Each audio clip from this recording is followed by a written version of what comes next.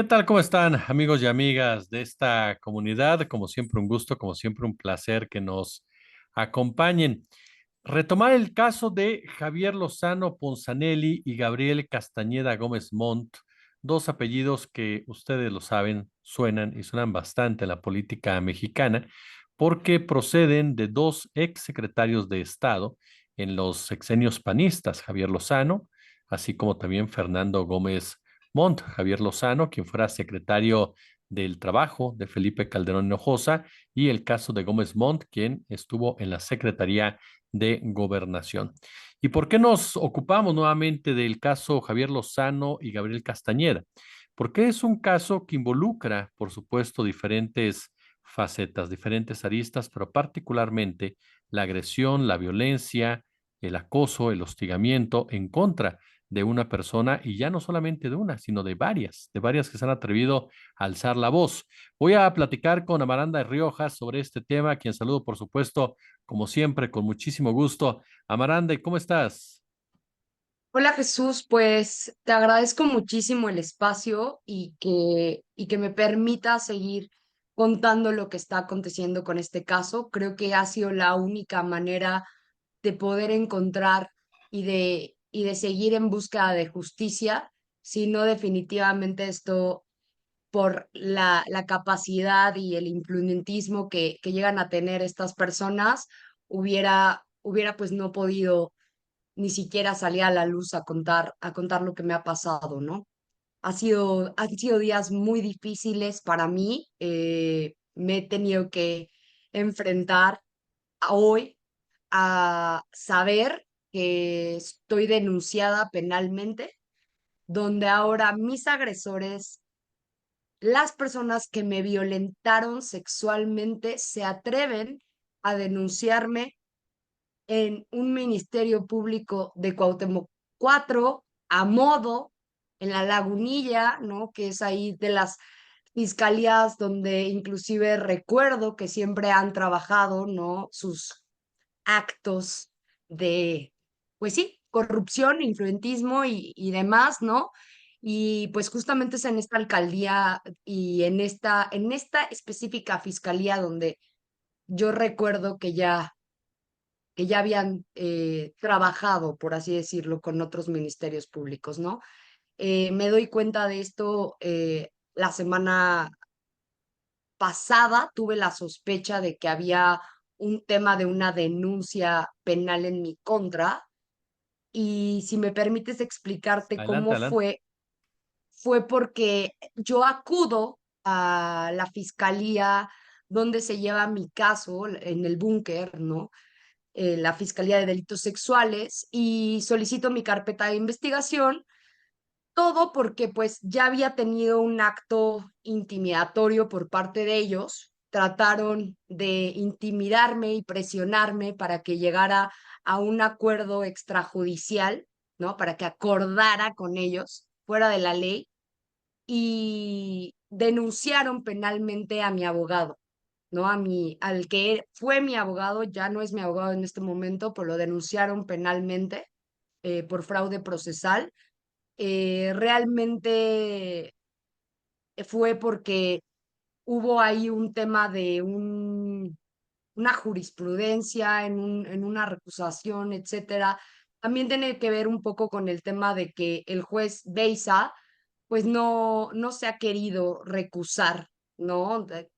Es una persona que ya habíamos hablado de él, ¿no? Ujú. De su imparcialidad, de que conoce y conocía de nombres desde que entraron a la audiencia a los abogados de mis agresores, que son del despacho de Nazar Abogados, los cuales pues denunciaron penalmente a mi abogado.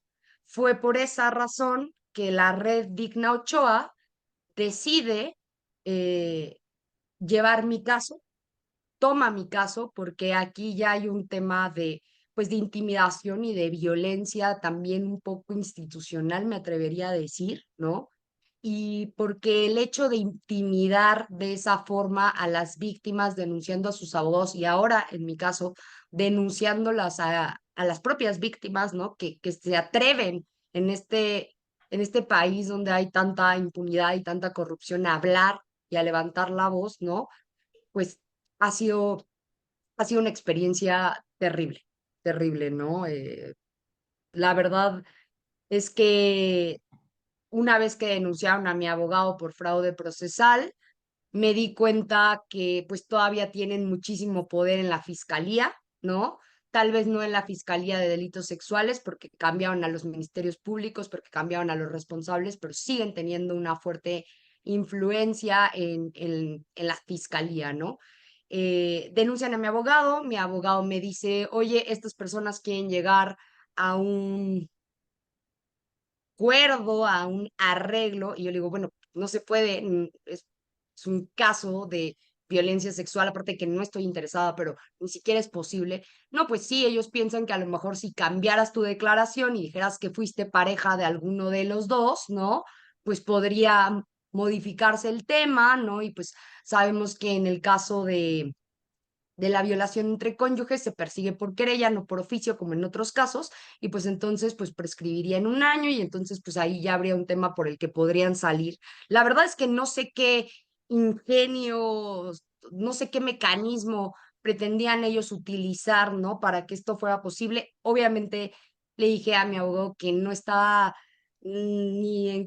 que no me interesaba en lo más mínimo llegar a ningún tipo de acuerdo, que hay personas a las que no se les puede comprar con dinero. Habemos muchas personas que creemos en la justicia y que la buscamos y que no tenemos precio. Nuestra dignidad no tiene precio, ¿no? Entonces, pues mi abogado les transmitió este mensaje, ¿no? A ellos. Yo les dije que ni me interesaba, ni quería que estuvieran cerca, ni que me hablaran, ni mucho menos. Y fue así que empezó como este tema de la intimidación y de la presión, ¿no? Primero mi abogado, luego voy a la fiscalía porque pues tenía que cambiar de nombrar ahora a la red de abogadas que me representan, que de hecho te voy a hacer llegar, o no sé si ya te hice llegar un comunicado, que me gustaría mucho que sí pudieras compartirlo, también para que la gente sepa justo esto. Y y bueno, voy a la fiscalía, veo mi carpeta de investigación y me doy cuenta que había una fiscalía que era Cuauhtémoc 4, bueno, la coordinación territorial de Cuauhtémoc 4, que estaba solicitando la información, la carpeta completa, íntegra, mi Ujú. carpeta reservada, donde tengo identidad reservada y donde hay datos personalísimos, información mía privada, peritajes que me hicieron, y querían que les remitían esa carpeta de investigación sin decir quién era el imputado, sin decir quién era la víctima, sin explicarle absolutamente nada a la MP que lleva mi caso por el tema de violación. Afortunadamente le agradezco a Dios y a la vida y en este caso sí a la fiscalía que les dijo, no, no me están explicando por qué quieren la información, no les voy a remitir la información, ¿no? Claro, así como hay gente mala en la fiscalía, también hay gente decente y abogados decentes y lógicos y buenos. Y ahí fue cuando dije, me voy a ir a presentar a Cuauhtémoc 4 con mi abogada, tengo que tener acceso a esa carpeta de investigación porque yo probablemente soy la imputada y soy la investigada. Y dicho y hecho, me presenté a Cuauhtémoc 4.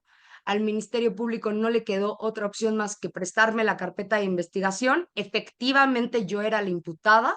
Me estaban imputando el delito de falsedad de declaración y fraude procesal, ¿no? Sí, obviamente esto es para amedrentarme, para que busque de alguna forma o creen ellos que los voy a buscar para llegar a un acuerdo. Esto no va a pasar jamás, ¿no? Como lo dije, hay personas que no tenemos un precio y que vamos a buscar siempre la justicia, nos cueste lo que nos cueste, ¿no? Porque no solo se trata ya de mi caso, sino de la intimidación que muchos abogados usan y hacen para que las víctimas de violencia sexual retiren sus denuncias. No es la primera vez que yo me entero que abogados usan este tipo de estrategias. Y se los digo para que tú, mujer, hombre, que estás allá afuera y que has sido víctima de violencia sexual, sepas que también estos son artilugios y estrategias que usan ciertos abogados para intimidar a las víctimas, para que se retracten, para que cambien su declaración, para que justamente no accedan a la justicia, ¿no? Entonces es terrible que se permita, ¿no? Y que permitan esto y que las fiscalías no estén atentas a este tipo de comportamientos y a este tipo de actividades que llevan a cabo los despachos, ¿no? Un despacho como este, que, pues sí, el tema es que se dicen que defienden a las mujeres y representan casos emblemáticos de mujeres, ¿no? E inclusive hoy en día creo que representan hasta a la futura alcalde de Cuauhtémoc 4, te digo, de Cuauhtémoc, ¿no? Ujú. Y pues la realidad es que denuncian a otras que somos víctimas de violencia sexual, ¿no? No hay una congruencia. Y sí me atrevo a hablar de esta manera porque no me van a callar. No me importa que me hayan denunciado. Yo voy a demostrar que estoy diciendo la verdad. Punto. Me voy a presentar como me presenté y voy a demostrar que estoy diciendo la verdad, porque estoy diciendo la verdad. Lo importante que Amaranda es conocer, por supuesto, tu versión, ¿no? Lo que está Claro. sucediendo. Y este reflejo que haces, esta evidencia que haces de las corruptelas, de las maneras en cómo operan gente vinculada al poder político, al poder económico, al poder jurídico, que va en contra precisamente de las víctimas sin ningún tipo de limitante ética, ni mucho menos, pero que públicamente se llenan la boca de decir que son defensores de la ley, De las defensores de mujeres. las mujeres, defensoras Claro. de todo tipo de justicias, ¿no? Sí. Sí, así es. Y la verdad es que justo por eso también alzo la voz, ¿no? No, no solamente por mi causa, claro que me importa, que es súper importante pelear siempre por la justicia y por la dignidad, sino porque este daño se lo están haciendo a abogados, a estudiantes de derecho, a gente de intendencia, a cualquier persona le están haciendo esto. En las fiscalías, ¿no? Parece que el derecho es completamente selectivo, ¿no? Y obviamente cualquier persona tiene derecho a denunciar y pueden denunciar lo que, pues, lo que esto convenga, ¿no? Ya será tarea del Ministerio Público, ¿no? Investigar si efectivamente hay un delito o no hay un delito. Pero querer vulnerar la secrecía de mi carpeta de investigación solicitando la información de una manera truculenta, sin poner datos, sin decir que yo era la imputada, como buscando, ¿no? De alguna forma, pues mantenerlo un poco oculto, pero sí lograr a lo mejor configurar, ¿no? El delito o llevarme a una audiencia, ¿no? Por el ejercicio de la acción penal por este tema, ¿no? Evidentemente, creo que estas prácticas no se van a detener si no se les pone un ojo a la fiscalía, ¿no? Principalmente en cuanto a su estructura, en cuanto a su discrecionalidad, en cuanto a los actos de molestia que puede llegar a hacer o no hacer un ministerio público. Pero independientemente de eso, y más por todo el tema que está aconteciendo con el Poder Judicial, también desafortunadamente vemos que hay jueces locales que terminan por alguna razón, aunque son aleatorio la manera en la que se designan a un juez, pues resulta que siempre a las víctimas de violencia sexual, por ejemplo, nos toca o le tocan a una persona que fue acusada de violencia sexual, que es el juez Beisa, que ya pues se haya hablado también de ese tema, ¿no? Y que al final del día pareciera que pues justamente a otras juzgadoras o mujeres, jueces, ¿no? No les dan el caso de otras mujeres porque pues son feministas o porque creen que van a tener un criterio, ¿no? Equivocado. No sé, creo que hay una problemática muy fuerte ahorita en el Poder Judicial, también porque siento que los jueces que ya eran corruptos, ahorita dicen, bueno, pues si ya al final del día va a haber una reforma, pues entonces ya mejor si antes me dabas 100 pesos, ahora dame 50, ¿no? Y sale el negocio, pues al final ya me voy, ¿no? ¿Qué puedo perder? ¿No? O siento que muchos, no que muchos, pero que hay jueces corruptos que justamente están en la apertura de la corrupción ahorita, ¿no? En este trance que generalmente el que paga es el ciudadano. Los que pagamos somos los ciudadanos, los que buscamos justicia. ¿no? Los que no estamos en estos grupos de poder, los que no podemos comprar la justicia ni nos interesa comprarla porque la justicia no se compra. Y sí, la verdad es que yo te agradezco muchísimo que me hayas invitado, sobre todo para decirle a la gente que a pesar de que me hayan denunciado, no voy a parar, no voy a parar. Inclusive, aunque llegase a estar todo el sistema judicial o todas las autoridades en mi contra, yo voy a seguir alzando la voz porque no estoy mintiendo y porque yo sé que al menos alguien que puede ser una mujer, un hombre, lo que sea, a lo mejor le sirvió escucharme para tener más cuidado cuando presente una denuncia o con las autoridades o con el tipo de despachos que los representen, ¿no? A mí me da muchísima pena que haya mujeres que han puesto en sus manos sus, su vida, sus casos, en manos de un despacho que tiene a dos socios que son unos violentadores sexuales, ¿no? Y que en conjunto con todo el despacho denuncian, en este caso a mí, una víctima de violencia sexual, la denuncian por falsedad de declaración, ¿no? Entonces, de verdad terrible. Los ministerios públicos en la Fiscalía de Delitos Sexuales, que afortunadamente ahorita me tocaron muy buenas ministerios públicos o bueno, ministerios públicos irresponsables, les han ido a gritar, este despacho les ha ido a gritar y reclamar, les han presentado quejas infundadas.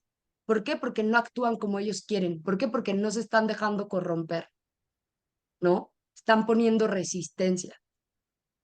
Entonces, la verdad, ojalá que nuestro presidente y la próxima presidenta voltee a ver esta problemática tan grande que existe, ¿no? A nivel institucional en la fiscalía, ¿no? Porque no solamente hay un problema en el Poder Judicial, sino que también lo hay en un momento antes, que es en la investigación inicial, que es el primer contacto que se tiene de los hechos que pueden ser constitutivos de delito, ¿no? Y que ahí es donde se puede coser, ¿no? En la discrecionalidad, en la en las amplias facultades que tiene el Ministerio Público para investigar sin un cierre determinado, etcétera, muchas cosas que podríamos discutir, ahí es donde se cocina la corrupción, ahí es donde los despachos grandes y buenos, ¿no? Compran la justicia y entonces tenemos un derecho selectivo. Se los repito, vamos a alzar la voz, no nos vamos a dejar, ya estamos cansados de vivir con con esta corrupción, con esta impunidad, con este tráfico de influencias. Alcemos la voz. Eso es lo que le pido a la gente, que alcen la voz, que no se dejen de nadie. Nadie es mejor que ustedes, nadie vale más. Todos tenemos un valor. Y insisto, la justicia no se compra. La justicia se da y no se compra, ¿no? Eso es Totalmente. lo que me gustaría transmitirte esta noche. Mi querida Marán de Riojas, yo te agradezco de verdad la confianza. Seguimos pendientes, por supuesto, de cómo se va desarrollando esta historia y sabes que tienes total apertura en nuestro canal. Por lo pronto, te agradezco muchísimo de verdad este comentario, esta plática. Pues muchas gracias, Jesús, y de verdad, ojalá que más personas se sumen a denunciar. Y si ustedes han sido víctimas de mis agresores o de este despacho que los representa y los protege, El denuncien. despacho Nazar Nazar, ¿no? Nazarnos a abogados, denuncien. Que no digan, porque que no digan que no pueden, ustedes pueden, ¿no? Y no solo este despacho, otros que también sabemos que son corruptos y que se protegen entre ellos. Denuncien a los abogados corruptos, denuncien la violencia que hay, denuncien a los ministerios públicos y a las autoridades que no les permitan tener acceso a la justicia. Eso es lo que quisiera decir finalmente. Muchísimas